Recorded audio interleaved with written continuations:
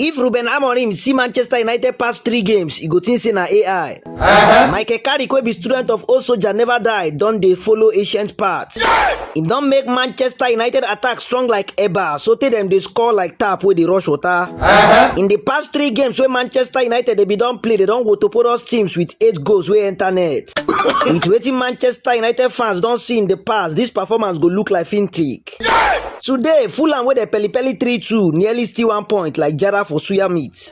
But Shesko wey in yansh don dey sweat for bench give Manchester United something to talk about in the month of February. Bruno Fernandes wey be Manchester United captain bin donate 2 assists for the community to celebrate with today. Matheus Cunha wey dey in fine form with that his nonsense dance wey can dance against Arsenal score again. Everybody shout ah as Cunha score. And he do that celebration again. That celebration make Arsenal fans wey dey beside me dey cry. They cry. They say this Cunha don come again. They cry. Tears come out for their eyes. Manchester United under Michael Carrick don win 3-3. And that fan wey don get long hair like Fellaini own go get opportunity to cut am. If Manchester United fit win their 2 games against Tottenham and West Ham, wetin be your take about Manchester United recent resurgence under Michael Carrick? Drop am in the comment section. Arsenal don gather boys for street to scatter the front seat of Leeds. Arsenal wey still dey carry animosity for mind since that bitter loss against Manchester United, dey pour their anger on Leeds wey no even see lead. Mikel Arteta unknown gunmen wey be gunners just dey spam corner against Leeds as if na from Sambisa Forest they wan go ambush. Dem peli Leeds so tey Arteta wan scatter opponent staff teeth. Brother Maduka wey no go school chef show class.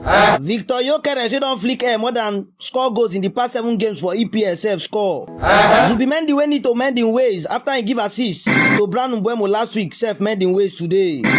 Jesus sef put him name for Book of Life as him scored the 3rd goal in the past 4 games.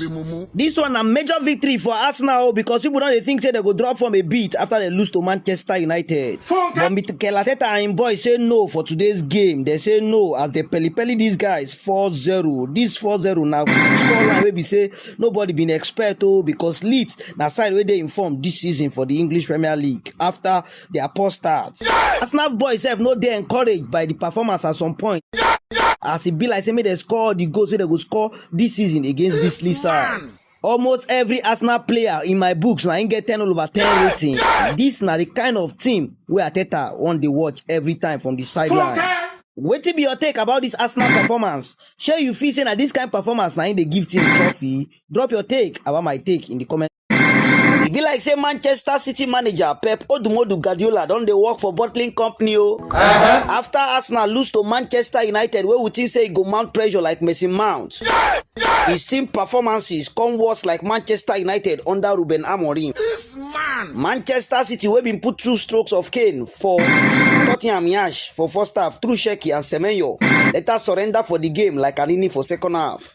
Tottenham striker Dominic Solanke give them scorpion bite, reminding of Giroud Scorpion King. As he dey like this, Alan dey wear boot again, na Timberland dey wear. As goals don scarce for the scoring king. Shey you think with this kind of performances wey Manchester City dey keep week in week out, they fit still collect league for Arsenal wey be their fellow bottlers for the bottling company?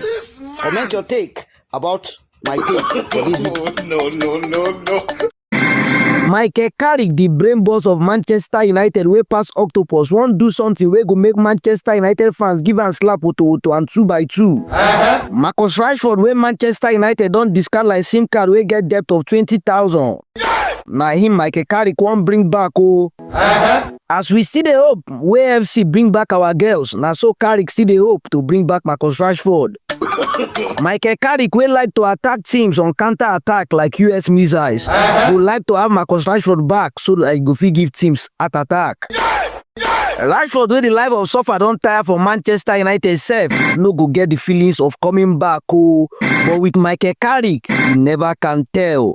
What is your take about Marcus Rashford coming back to Manchester United?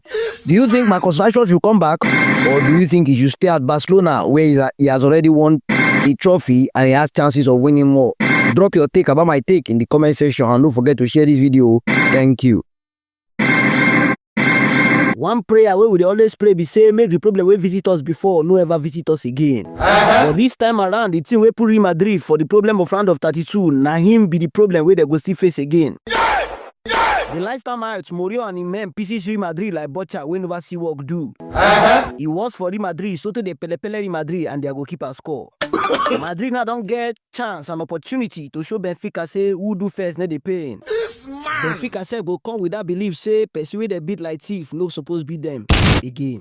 This one a battle for the fittest between experienced manager and kindergarten coach. Wetin be your take about who will qualify for this game? Shey you feel say Real Madrid go to put us Benfica, or you think say Benfica will come back again, come defeat Real Madrid to qualify for the next phase of the UEFA Champions League? Don't forget to drop your take in the comment section, and also don't forget to watch our long videos. Thank you. No. Manchester United fans matter be like person wey reach exam with chokes wey later choke am. Because I don't understand why fans go begin to examine carry say make he use mount or Sheshko. Mount sef sabi say he know say he get mountain to climb.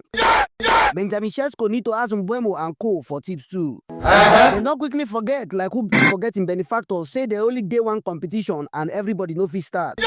This go be difficult problem for Michael Carey, but if he continue to the win, we go say na master tactician for real. Wetin be your take about my take?